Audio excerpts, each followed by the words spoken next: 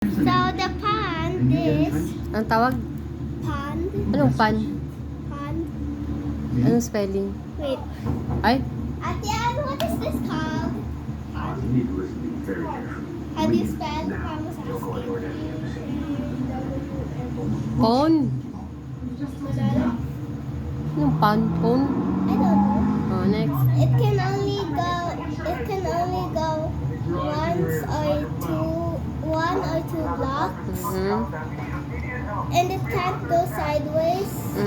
It can't go diagonally or like this. Germany. But Hindi siya pwede ganyan?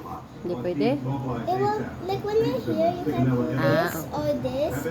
But like when there's like two players, like there's two players, you can go here. You can slide. And this, it can only go straight. Anong tawag niyan? Again, what is this called? What's this? Huh? This is called the rook. It only goes straight. This is the knight. It's called the knight. It can only make an L. Look, L. One. Like, it can only do 4 blocks. 1, 2, 3, 4. And there has to be an L. And this can only go diagonally. Anong tawag dyan? Bishop. Discovered.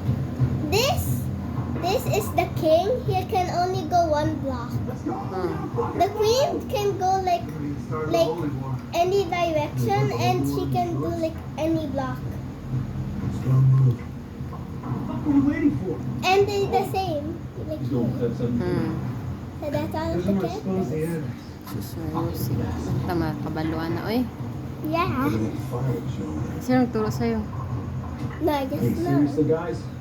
Oh yeah, and when it's like white, the white goes to have a turn first.